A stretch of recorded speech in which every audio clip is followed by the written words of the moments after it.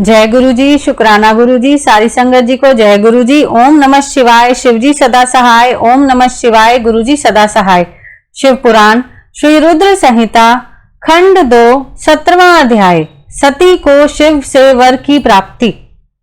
ब्रह्मा जी कहते हैं, हे नारद, सती ने अश्विन मास के शुक्ल पक्ष की अष्टमी को उपवास किया।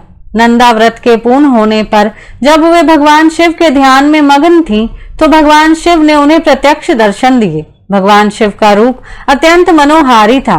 उनके 5 मुख थे और प्रत्येक मुख में 3 नेत्र थे। मस्तक पर चंद्रमा शोभित था। उनके कंठ में नील चिन्ह था। उनके हाथ में त्रिशूल, ब्रह्म कपाल, वर तथा अभय था। उन्होंने पूरे शरीर पर भस्म लगा रखी थी। गंगा जी उनके मस्तक की शोभा बढ़ा रही थी। उनका मुख करोड़ों चंद्रमाओं के समान प्रकाशमान था। सती ने उन्हें प्रत्यक्ष रूप में अपने सामने पाकर उनके चरणों की वंदना की।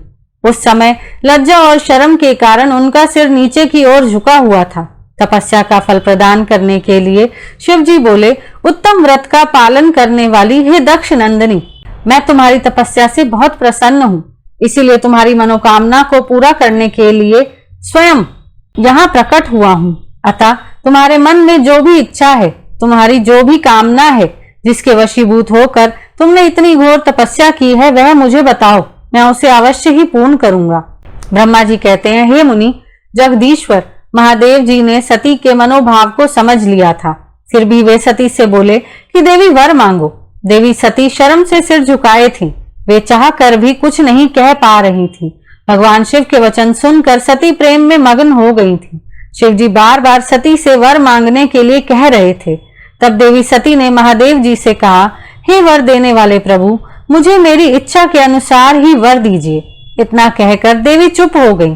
जब भगवान शिव ने देखा कि देवी सती लज्जावश कुछ कह नहीं पा रही हैं, तो वे स्वयं उनसे बोले, हे देवी, तुम मेरी अर्धांगिनी बनो। यह सुनकर सती अत्यंत प्रसन्न हुई, क्योंकि उन्हें अपने मनोवांछित फल की प्राप्ति हुई थी। वे अपने हाथ जोड़कर और मस्तक को झुकाकर भक्त वत्सल शिव के चरणों की वंदना करने लगी। सती बोली, हे देवादिदेव महादेव प्रभु, आप मेरे पिता को कहकर वैवाहिक विधि से मेरा पानी ग्रहण करें। ब्रह्मा जी बोले, नारद, सती की बात सुनकर शिव जी ने उन्हें यह आश्वासन दिया कि ऐसा ही होगा। तब देवी सती ने भगवान शिव को हर्ष एवं मोह से देखा और उनसे आज्ञा लेकर अपने पिता के घर चली गई। भगवान शिव कैलाश पर लौट गए और देवी सती का स्मरण करते हुए उन्होंने मेरा चिंतन किया। शिव जी के स्मरण करने पर मैं तुरंत कैलाश की ओर चल दिया। मुझे देखकर भगवान शिव बोले, ब्राह्मण, दक्ष कन्या सती ने बड़ी भक्ति से मेरी आराधना की है।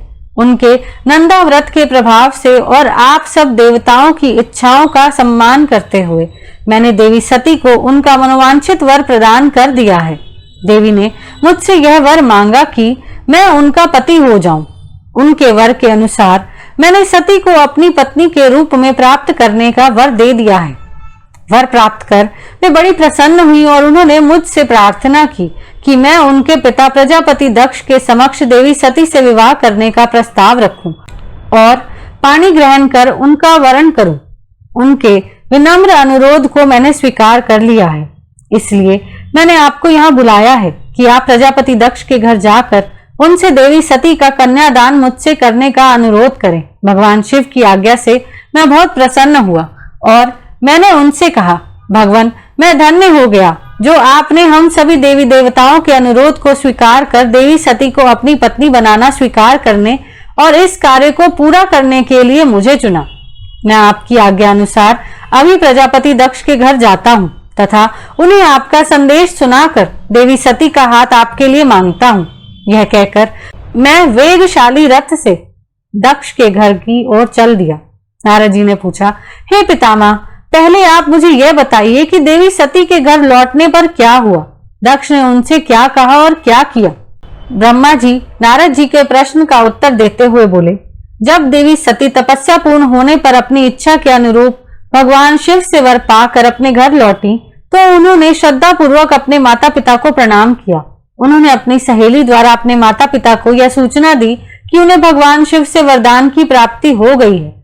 वे सती की तपस्या से बहुत प्रसन्न हुए हैं और उन्हें अपनी पत्नी के रूप में प्राप्त करना चाहते हैं। यह सुनकर प्रजापति दक्ष और उनकी पत्नी बहुत प्रसन्न हुए। उन्होंने आनंदित होकर बड़े उत्सव का आयोजन किया। उन्होंने ब्राह्मणों को भोजन कराया और उन्हें दक्षिणा दी। उन्होंने गरीबों और दीनों को दान दिया। कुछ समय बीतने पर प्रजापति दक्ष को पुनः चिंता होने लगी कि वे अपनी पुत्री का विवाह भगवान शिव से कैसे करें, क्योंकि वे अब तक मेरे पास सती का हाथ मांगने नहीं आए हैं। इस प्रकार प्रजापति दक्ष चिंता मग्न हो गए, लेकिन उन्हें ऐसी चिंता ज्यादा दिनों तक नहीं करनी पड़ी। शिव तो कृपा के सागर और करुणा की खान है, तब वह कैसे चिंतित रह सकता है जिसकी पुत्री ने तप द्वारा शिव का वरण किया है। जब मैं सरस्वती सहित उनके घर उपस्थित हो गया, तब मुझे देखकर उन्होंने मुझे प्रणाम किया और बैठने के लिए आसन दिया।